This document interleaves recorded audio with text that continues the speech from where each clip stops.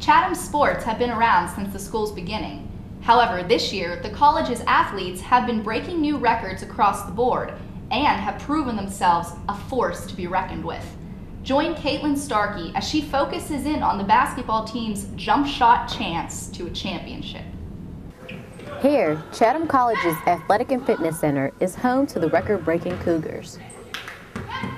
Throughout the many years here at Chatham, the women's basketball team has been notorious for its losing streak against Hood College of Maryland. Chatham has lost 20 games against Hood. However, this 2006-2007 season, Chatham's Cougars traveled to Hood, where they won, final score 64-51. Chatham's experienced new head coach knows exactly what it takes to make it to the top. My name is Mark Katarski, and I'm the head women's basketball coach here at Chatham College. This is my second year here as the head coach at Chatham. I spent 5 years before that as an assistant coach at the University of Pittsburgh at Greensburg, and then 3 years before that coaching in high school at Derry High School near Latrobe, and also Clareton High School down near McKeesport. Chatham has a history as a varsity sport. This is the 18th season, I believe, as a varsity intercollegiate sport. First year, Amanda Vranka received honorable AWCC mention as Player of the Week, along with sophomore Erica Bilski.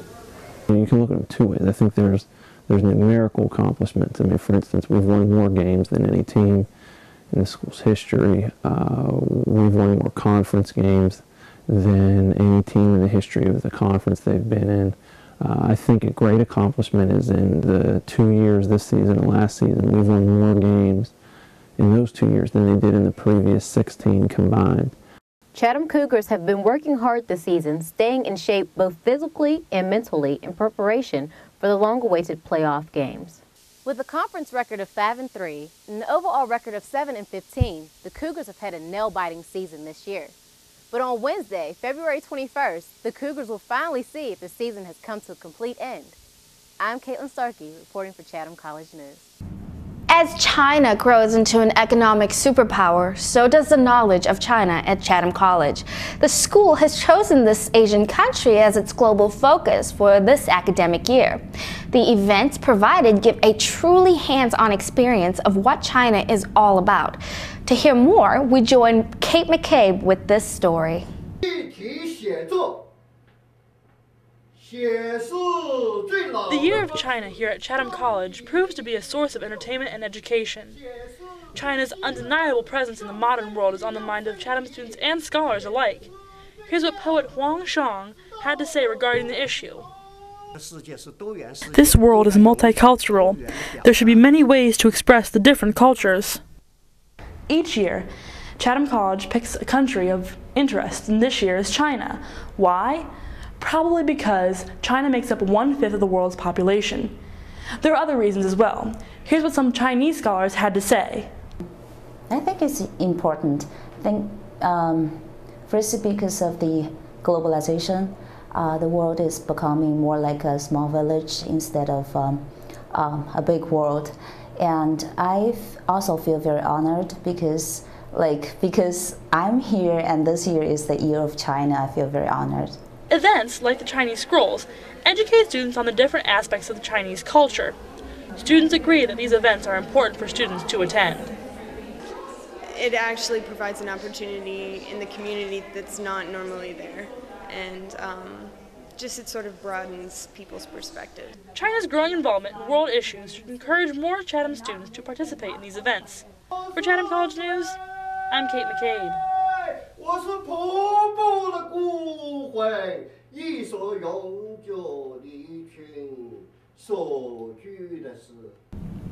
Do you participate in many things on campus, but still feel like you're missing something or someone?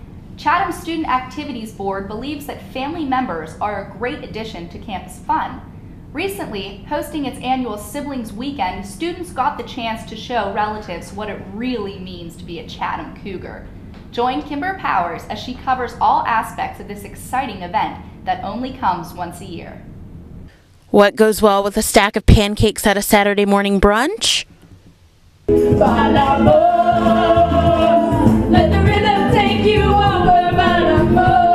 Chatham College, it seems to be a side order of entertainment. On February 24th, Chatham kicked off its annual Siblings Weekend with a karaoke brunch party in its dining hall, giving students and their relatives a chance to entertain the crowd as they enjoyed a hot meal. What a man, what a man, what a man, what a mighty good man. What a man, what a man. Organized by the Students' Activity Board, this fun-filled weekend emphasized family bonding within the college setting. Some of the other events on campus included an arts and crafts event where students could make their own jewelry and coffee mugs, as well as a game night and an optional trip to the Pittsburgh Zoo. However, the biggest crowd-drawing events of the weekend were the AWCC Championship basketball games, as well as the student theater production of the play entitled The Intelligent Design of Jenny Chow. So how much effort goes into creating campus events like SIBS Weekend? According to Stephanie Erdis, the coordinator of student activities, it can be simply done with good planning. There are some programs that are easy to plan. I mean, you can plan them in, an afternoon, a couple emails, you're done. Anytime we do a craft, it's a little bit more labor intensive. It takes longer to get the supplies, it takes longer to set up, to clean up. If you're doing something like karaoke, we have the karaoke machine, so that takes a little bit less time. It's just setting up the karaoke machine, which by this point we're pretty good at. And this year we had an added bonus of having the play and a big basketball tournament that weekend, so students got to see even more of what goes on here at Chatham during some busy times. Despite small turnouts at certain individual events, the campus participation levels and activities as a whole is high and is reflective of both the students' interest and school spirit.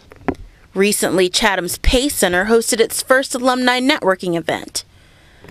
Based around the book 7 Things I Wish I Knew Before I Graduated by local author Justin Driscoll, this gave students a chance to receive key information from those that were once where they are now. For junior Hallie Bruce, it was a prime learning opportunity to get insight on possible future career goals. Well, I heard that it was going to be a great opportunity from Monica Ritter, and I'm just trying to figure out what I'm going to do the rest of my life, so this is a good way to get started.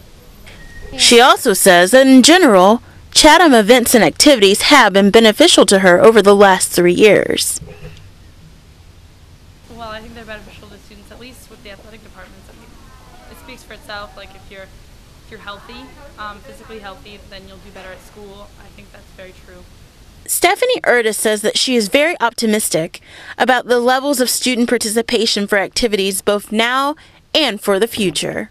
We may have a program that only attracts 10 people, but if those are 10 people that never come to any other program, that program is worth it. In a span of a week, a month, a semester, we're hoping that we reach, a wide range of students. So that's why our programming is varied. As the school's population becomes more diverse, Chatham will be faced with the task of providing a wider variety of activities for its students. But it is clear no matter what these events are, they will be carried out with Cougar pride. Kimber Powers, Chatham College News, Pittsburgh. And that brings us to the end of our show. We want to thank you, the viewers, for spending time with us today. Until next time, I'm Elise Underwood. And I'm Kim Isaacs, and we're from Chatham College News, bringing a soft spot to this steel town. Good night.